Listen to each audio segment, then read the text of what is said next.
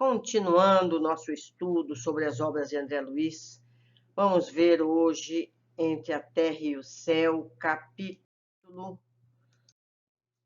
31, Nova Luta. O pequeno Júlio desenvolvia-se como flor de esperança no jardim do lar, todavia sempre mirrado e enfermiço. Desvelavam-se os pais por assisti-lo convenientemente. Contudo, por mais adequados se caracterizassem os tratamentos recalcitrantes, fazia doloroso o estigma na garganta. Extensa ferida na glote dificultava-lhe a nutrição. Farinhas suculentas concorriam com o leite materno para rebustecê-lo, mas em vão. Entretanto, apesar dos cuidados que exigia, era uma bênção de felicidade para os genitores e para a irmãzinha, que sentiam em seu rostinho tenro, um ponto vivo de entrelaçamento espiritual. Muitas vezes, aconchegamo-lo ao coração, rememorando os trabalhos que lhe haviam precedido ao regresso ao mundo, assinalando a ternura otimista com que Odila, transformada em generosa protetora da família, lhe acompanhava o desabrochar. O pequerrucho já começava a falar, por monossílabos, em vésperas do primeiro ano de renascimento, quando nova luta surgiu. O inverno chegara rigoroso e vasto surto de gripe espalhava-se ameaçador. A tosse e a influenza compareciam pertinazes em todos os recantos, quando um dia, de grande trabalho para nós, eis que a genitora de Evelina veio novamente ao nosso encontro. Dantes procurava assistência para Zulmira, agora demanda auxílio para Júlio. O menino, assaltado por teimosa amidalite, jazia prostrado e febril. Dirigimos-nos incontinente para o lar do ferroviário. Com efeito, o vento soprava, úmido, sobre o largo espelho da Guanabara.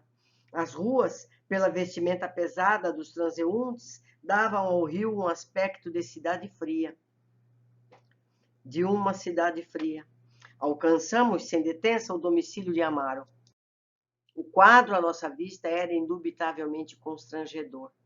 Penetramos o aposento em que a criança gemia, semi-asfixiada, no instante preciso em que o médico da família efetuava meticuloso exame. Clarencio passou a reparar-lhe todos os movimentos. A garganta, minúscula, apresentava extensa placa branquicenta e a respiração se fazia angustiada, sibilante. O instrutor meneou a cabeça como se fora defrontado por insolúvel enigma. Colocou a destra na fronte do facultativo, compelindo-o a refletir com maior atenção. Zulmira e Evelina, sem perceber-nos a presença, fitavam o médico preocupados. Após longo silêncio, o clínico voltou-se para a dona da casa, afirmando: creio devamos procurar um colega imediatamente, enquanto a senhora telefona para o marido, chamando-o da oficina. Trarei comigo um pediatra. A torturada mãezinha conteve o custo às lágrimas que lhe borbulhavam dos olhos. O médico tornou-se esmarento à via pública e, enquanto Evelina rápida corria até o armazém próximo para dar ciência ao genitor de quanto ocorria, Zulmira, presumindo-se, a sós, abraçou seu doentinho e, chorando livremente, ciciou: oh, meu Deus, com tanto amor recebi o filho que me enviaste. Não me deixes agora sem ele, Senhor. O pranto que lhe corria na face queimava meu coração.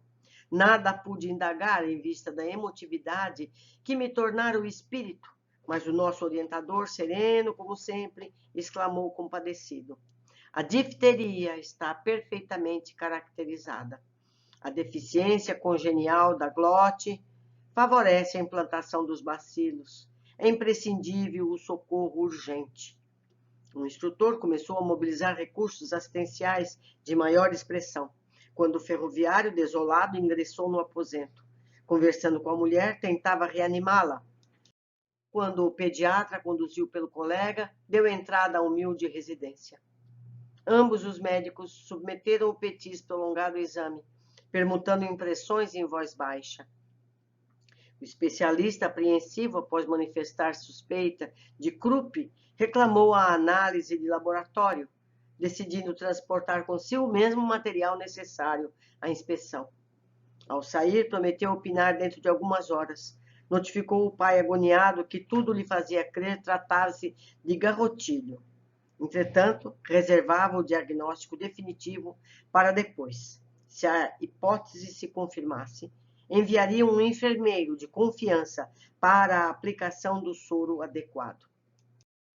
Mantendo-se vigilância junto ao doentinho, o ministro recomendou-nos, a Hilário e a mim, acompanhar o pediatra de modo a prestar-lhe a colaboração possível ao nosso alcance.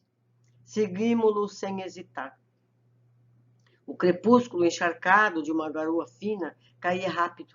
Em minutos breves atravessávamos o pórtico de vasto hospital, onde o nosso amigo procurou a sala em que certamente se recolhia para os trabalhos que lhe diziam respeito. Chegados a estreito recinto, fomos defrontados por uma surpresa que nos impunha verdadeira estupefação. Mário Silva, em seu traje branco, palestrava com Dona Antonina, que acomodava ao colo a pequena Lisbela, pálida e ofegante. A jovem senhora, que não mais víramos, aguardava o especialista trazendo a filhinha à consulta. Amparadas por Silva, francamente atraído para a simpática visitante, ambas tiveram acesso ao gabinete particular, onde o facultativo diagnosticou uma pneumonia. Antonina foi aconselhada a voltar, de imediato, ao ambiente doméstico para a medicação da filha. A penicilina devia ser administrada sem qualquer dilação. Mário, demonstrando imenso carinho pela criança, prontificou-se a assisti-la. Traria um automóvel e atenderia ao caso pessoalmente. O chefe passeou o olhar pelo mostrador do relógio, aqueceu ressaltando: Bem, você pode cooperar com as nossas clientes, mas preciso de seu concurso num bairro distante, às 22 horas. O rapaz assumiu o compromisso de regressar a tempo e um táxi recolheu o trio, rolando em direção da casinha que visitáramos certa vez.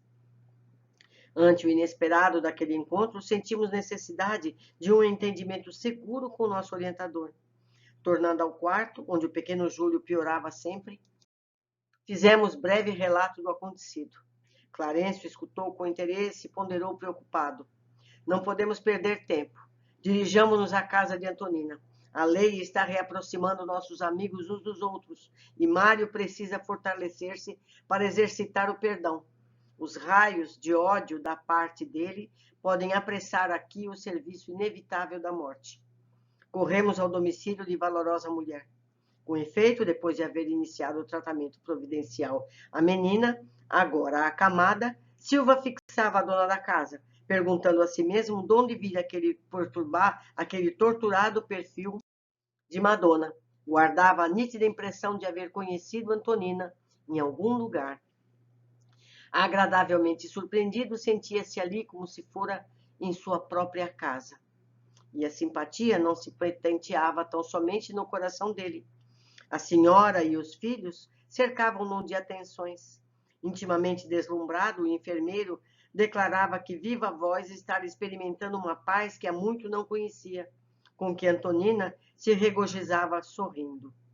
Percebendo que Haroldo e Henrique se mostravam apaixonados pelas disputas esportivas, deu curso à animada conversação em torno do futebol, conquistando-lhes o carinho. A mãezinha, preparando o café, ingressava no alegre entendimento de quando em quando, a fim de podar o entusiasmo dos meninos, quando a palavra deles se evidenciava menos construtiva. Somente no decurso da afetuosa palestra, viemos a saber que nossa amiga se enviuvara. O esposo, segundo notícias recebidas em metrópole distante, havia falecido num desastre vitimado pela própria imprudência. Lemos no olhar de Silva o contentamento com que obtinha semelhante informe. Começava a registrar insopitável interesse pela vida daquele ninho agasalhante que se afigurava pertencer-lhe. Às 8 em ponto, Antonina, sem afetação, convidou com simplicidade: Senhor Mário, hoje temos nosso culto evangélico. Quer ter a bondade de partilhá-lo? Incompreensivelmente feliz, o rapaz concordou de pronto.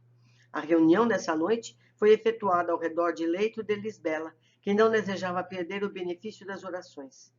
Um copo de água pura foi colocado junto à cabeceira da pequenina.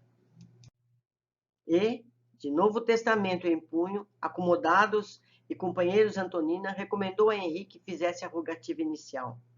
O menino recitou o Pai Nosso, em seguida pediu a Jesus a saúde da irmãzinha doente, com enternecedora súplica. Vimos o nosso orientador acercar-se do recipiente de água cristalina, magnetizando-a em favor da enferma, que parecia expressivamente confortada ante a oração ouvida, e logo após abeirar-se de Silva, que lhe recebeu as irradiações. Quem abrirá hoje o livro? Perguntou Haroldo em graciosa malícia, fitando o hóspede inesperado. Certamente nosso amigo nos fará essa honra, disse a genitora, indicando o enfermeiro.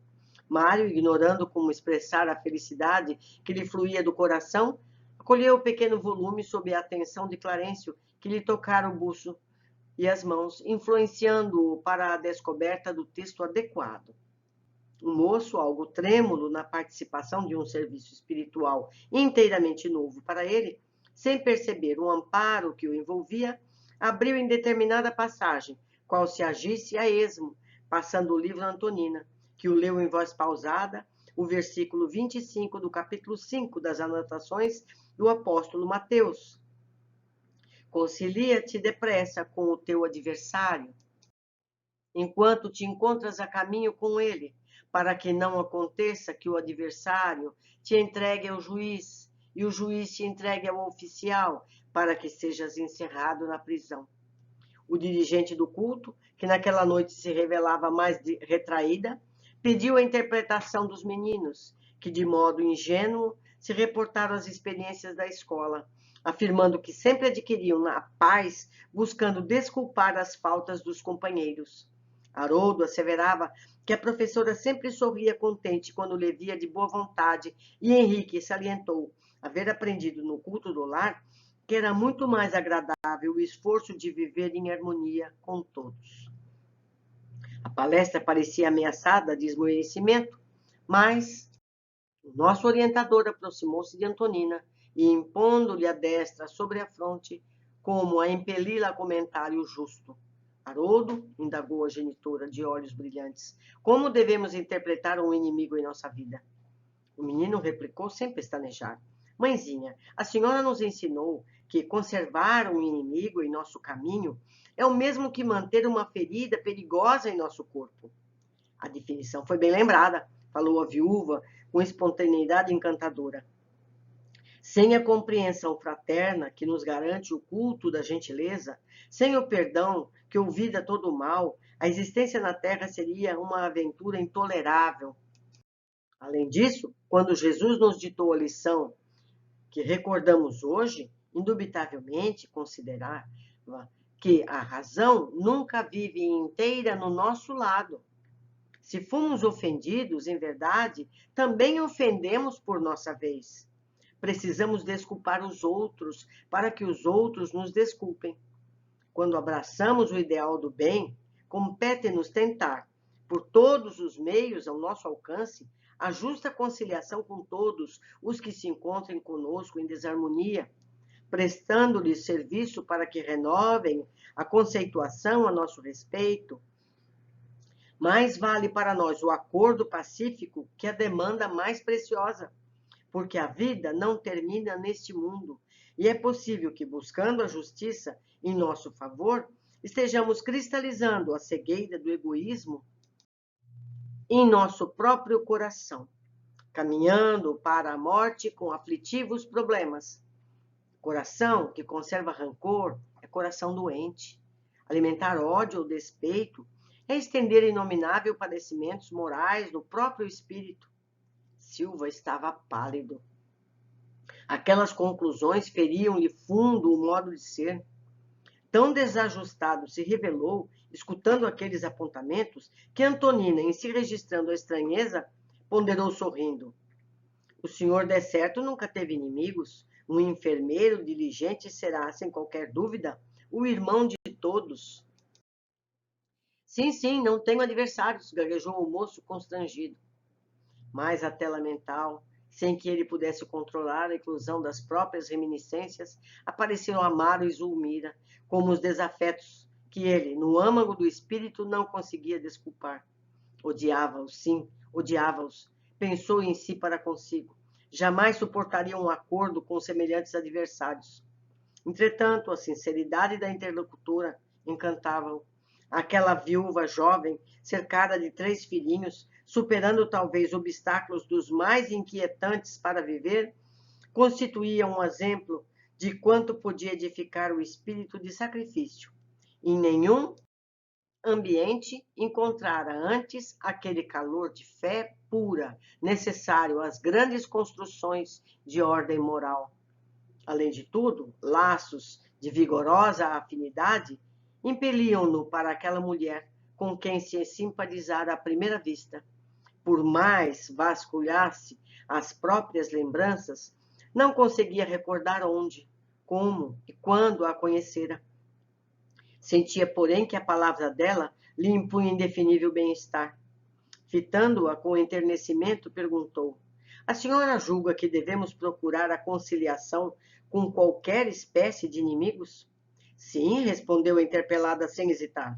E quando os adversários são de tal modo inconvenientes que a simples aproximação deles nos causa angústia?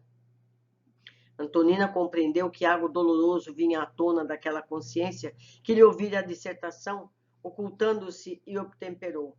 Entendo que há sofrimentos morais quase intoleráveis. Entretanto, a oração é o remédio eficaz em nossas moléstias íntimas.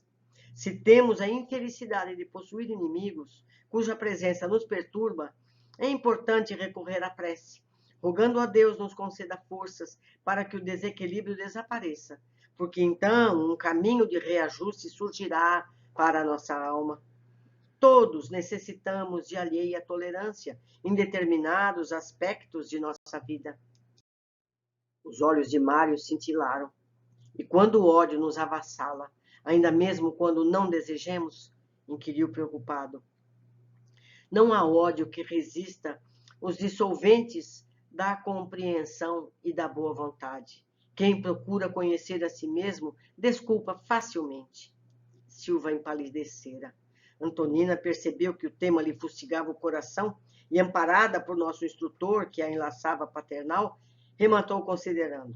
Um homem, porém, na sua tarefa, é um missionário do amor fraterno. Quem socorre os doentes penetra a natureza humana e entra na posse da grande compaixão. As mãos que curam não podem ferir. Em seguida, o primogênito da casa fez a prece de encerramento. A viúva serviu café confortante, acompanhado de um bolo humilde. A conversação prosseguia animada. Todavia, o hóspede consultou o relógio e reparou que o tempo lhe exigia a retirada. Deu instruções a Antonina quanto à medicação da doentinha e pediu respeitoso para voltar no dia imediato, não somente para reaver Lisbela, mas também para palestrar com os amigos. A senhora e as crianças aqueceram, felizes, afirmando que seria sempre bem-vindo. E Mário, com um sentimento novo a lhe brilhar nos olhos, seguiu dentro da noite, como quem caminhava, tangindo por abençoada esperança ao encontro de novo destino. Ah, se ele soubesse. Mas vamos às observações desse capítulo. Vimos mais uma vez os padecimentos de Júlio. Já se sabia que ocorreria risco de vida por 2 vezes nessa encarnação. Nesse capítulo, nos traz a eficiência da rede de relações que todos temos. Almas que precisam ajustes se aproximam, mais cedo ou mais tarde, cumprindo as determinações do alto. Quantas vezes a gente já encontrou pessoas que a gente tinha certeza que conhece? Eu conheço, não sei de onde, e não foi dessa vida, mas a gente tem certeza. E essa certeza, às vezes, é positiva, é um afeto, e às vezes não, é uma antipatia. As razões estão no passado. O importante é que devemos reconsiderar sempre. Como disse Jesus, procurar acertar enquanto estamos caminhando juntos. Foi um capítulo de muito entendimento. Espero que possamos aproveitar sempre. Deixo aqui meu e-mail, meu contato, para que vocês possam trocar comigo as considerações que encontrarem. Eu espero a todos no próximo capítulo.